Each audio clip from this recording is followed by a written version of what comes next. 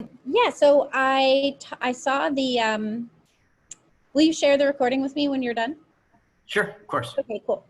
I saw the, I guess everybody saw the June 29th District 2 CEC meeting. And I was pretty shocked by the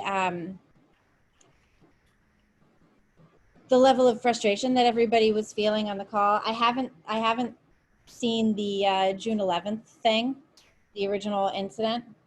And I guess I was just interested in talking to you because this is really what's going on in education now. Critical race theory is, I come from a theater background. Critical race theory is definitely like out of the universities. It's out of the arts and it's in mainstream culture, obviously. And I'm interested to know what you think about critical race theory, what your perspective is on that in terms of the marked difference that that theory has about the difference between systemic racism and individual racism. Noting, for example, that systemic racism is, this grand overarching thing, but each individual somehow is to blame for it, despite it not being an individual problem, if that makes sense. Do you know what I mean? Yeah, I mean, I've heard a lot of different theories around critical race theory, so for me, it's hard to actually pinpoint. I mean, I could answer more direct questions on it, but Okay. it's Do hard to you think expound that, on it. what do you think about do you think that critical race theory is making inroads within education, within the classroom in New York City? Yeah, I mean, it certainly is, or variations of it. I mean, it's starting from the people who make policy and pass along policy to the Department of Education. They have a lot of influence in these areas, even like groups that the mayor set up, like the Student Diversity Advisory Group, Mm-hmm. had several members that adhere strictly to critical race theory. So is it making inroads? Yeah, it has been for a while. I don't think it's bad in all respects. But there's definitely I would say, a very I don't want to say conservative critical race theory. I would say a very ultra critical race theory that's being espoused by some people and trying to pass that off to the Department of Education. And what do you think the Department of Education's role is in either upholding that theory or not upholding it or putting a stop to it? I mean, I think the role of the Department of Education is to educate children at a bottom level. Um, should they be taking into account children's backgrounds? Yeah, for teaching, of course, if it helps them learn, if it helps education, absolutely. There's things like cultural, responsible, sustaining education, and I feel that's good. I mean, it's definitely good to learn about all different backgrounds. To have other students have an understanding of their, friends' backgrounds. I don't think that's harmful. I think it becomes harmful when it's used to polarize people, to get them to see other kids as evil when they had not seen them as evil before. I think it's I think it's important for kids and adults alike to approach each individual without a preconceived notion of who they are, and to judge them on their actions and behavior after they meet them. If critical race theory could hold on to that, um, I wouldn't have a problem with it. But if we're using it as a tool to separate people, I think that's a huge problem. And to silence people is an issue that I have as well. And tell people how they should think. Do you think it's being used to silence children as well as adults? I mean, it's hard for me to say because no matter, even if a policy comes from Tweed, which is you know what Tweed is, obviously it's for the chancellor. So even if it comes from there, it depends on how it's disseminated down. It depends how the superintendents tell the principals to use it. It depends how the principals tell the teachers how to use it. And it's up to the teacher on how to use it in the classroom. So I don't know, it varies, right? So the thing that I would say is it shouldn't take a front seat to education overall. Mhm. If you're looking to critical race theory to teach mathematics, for instance, as a primary objective rather than a secondary or tertiary objective, then I think you're missing the point of what a math class is, for instance. I'm assuming you have kids in New York City public schools. Kid, yeah. Okay, yeah, me too. Were you present while they were doing online learning this past term? Yeah, for part of it, my daughter spends 3.5 days per week with me. Okay. So for, yeah, about half of it I was. Yeah. Were you present at any of the lessons? And were there lessons surrounding the George Floyd's death or any of the ensuing protests? Well, I was in the household, but my daughter, she's going to sixth grade, prefers to Oh have yeah, her room and her learning done in her room, and I respect that. yeah, She definitely. wants privacy. Um, but I did ask, and that was brought up, and that was a major current event. Right. I have no issues with that being brought up. No, nor do I. Yeah. I was just interested because I had I'd listened to my son is going to fifth, Yeah. uh, and so he just sat here with me and I listened in. But so I was interested to know what other parents were thinking about those things. You mentioned that um, sometimes this kind of educational bent can make kids see each other as evil and can be very divisive. How do you see that playing out? How do I see it playing out? Well, I see it playing out through parents more than I Mhm. do through kids. Uh, it seems that kids are a little bit less inclined to just believe what they read in a book. They actually experience their friends a little bit more. Yeah. But what I'm more afraid of is that if it continues down this path with policymakers like, say, David Kirkland from NYU Steinhardt, just want these things pushed out, that it could eventually permeate the kids. I mean, if they start earlier, and maybe that's a goal. And being aware of race is certainly not a bad goal. But to have other kids be separated based on beliefs that they were told by their teachers because it was policy that came from above, that these kids are at fault for something that they had no control over and are currently acting and behaving and just treating other kids like other kids, then I think that would have an extreme negative effect. These kids will eventually make policy. Okay. What was my other question?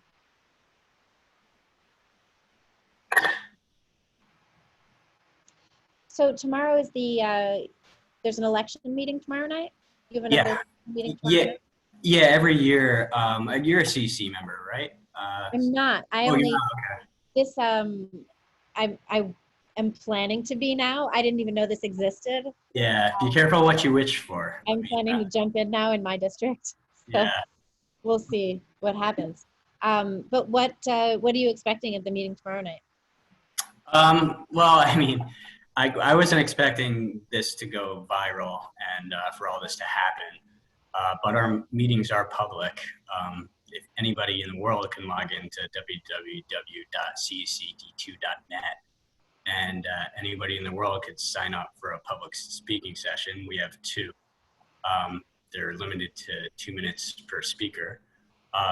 So I anticipate that may draw quite a few people this time. As far as the elections, it's pretty standard. We vote on who our president will be, our vice president will be, our secretary will be, our treasurer will be, and then we have chairs of committees, and we'll vote on that, and the majority of the council will decide. Um, there'll be dissent from when I started July 1st, 2019, from the previous group, and we have 2-year terms. So the previous group had a different dynamic.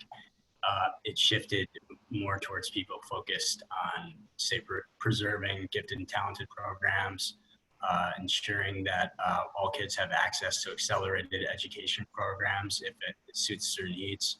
Mm-hmm. And prior to that, it was focused more on things like critical race theory and white privilege. When I attended their CC meetings, I was accused of having white privilege for not understanding why one of the board members actually sent her child and then in the future children to Horace Mann, which is an elite private school, and she was sitting on a public. So my understanding of why somebody sitting on a public board would send their own children to private school was not followed up with reason or logic. It was followed up with, you don't understand because you're white and you have white privilege. So the argument was that you didn't understand why she was sending her kids to private school and then taking the time to be on a public district. Yeah, and of course, I mean, every parent has the right to send their kids wherever they want. But I would think that if you're on a public school board, you might want to send your children to public education because that's what you're trying to do, and you're setting policy for parents of public school kids. Right. So that annoyed me. Yeah. Also, I noted that a lot of the focus was about the NICEP grant for integrating the schools. Yeah. So District 2 is probably remarkably diverse, right? I would imagine. Yeah. And as we know, in New York City, you go to your zoned school, and your zoned school is where you live. Right. My kid is he's in our zoned school, so I can't Mine really too. some other school, Yeah.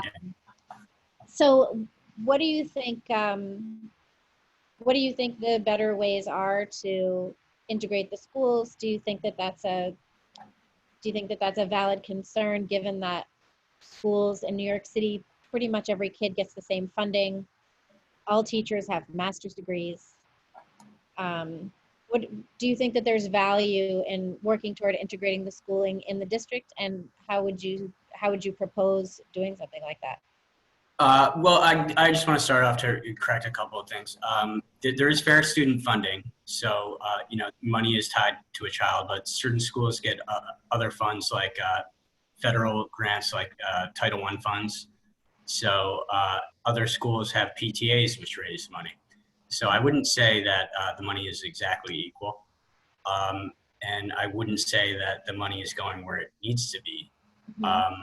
And to answer the question about integration, I think it is very important. One of my positions, which I stated over and over again during that 4-hour meeting, which I don't expect you to watch unless you have a lot of time and a lot of popcorn. The one on June 29th? Yeah. No, the one on June 11th. I mean, they're both long. They're all long, but the one on June 11th, yeah. The June 11th one, but I did watch the entire June 29th one. It's on my Twitter feed if you wanted to watch. Oh, the June 11th? Yeah, it's at TWROCKLAGE. It's my Twitter handle. You can look it up on that. So yeah, if you have time and patience, you can watch it. But so like during that meeting, and the screening of schools came up, and integration obviously. And my position was that if you want to integrate schools, why wouldn't you start in elementary school before there's an achievement gap? Nobody wanted to answer that question who wanted to descreen all schools. They wanted to focus elsewhere. So I do believe integration is very important. I know they have a NICEP program that they're working with the superintendent. If it were up to me, I mean, we have a very large district. I'd kind of separate it into subzones. Mm-hmm. In schools in close proximity often have very different populations as far as diversity is concerned, but you make it at least accessible for the parents. I mean, I understand the concept that you want your children to go to a neighborhood school, but we have many schools in walking distance, right? So if you separate it into subzones, you give parents a choice, their first choice on where they want to go, and you go off that. And if a school is oversubscribed, it becomes a lottery. And I think that's fair. It would increase diversity.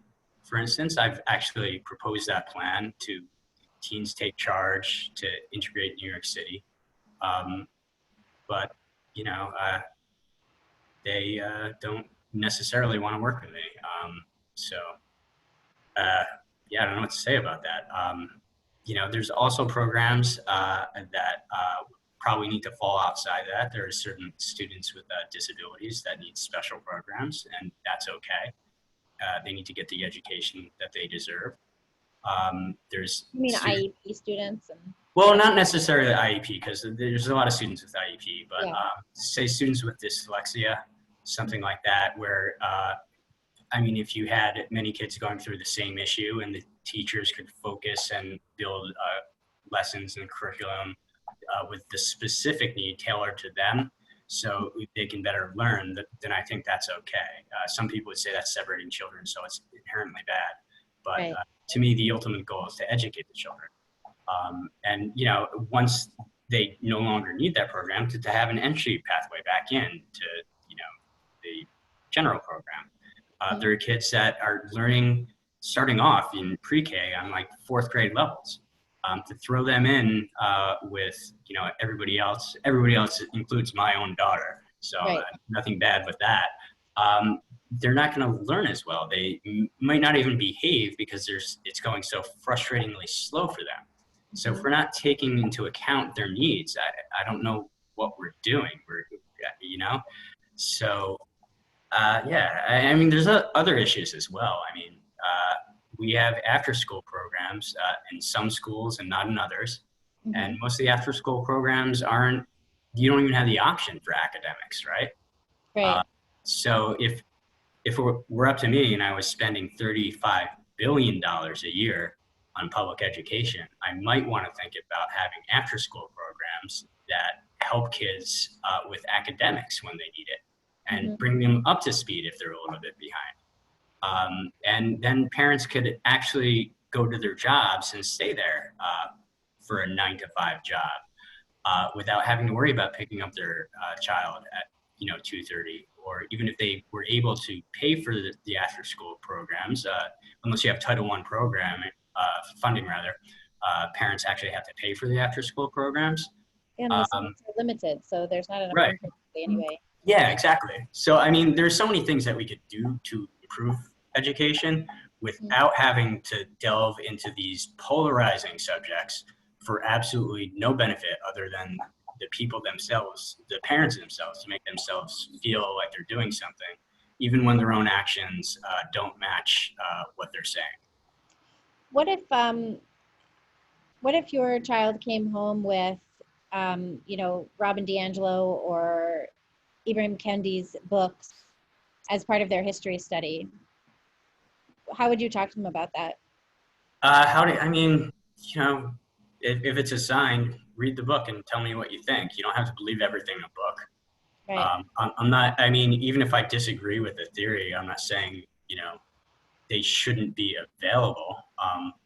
Now, if it replaces, studying the U.S. Constitution for some reason, I might take, exception to that. There are certain things that all students should learn.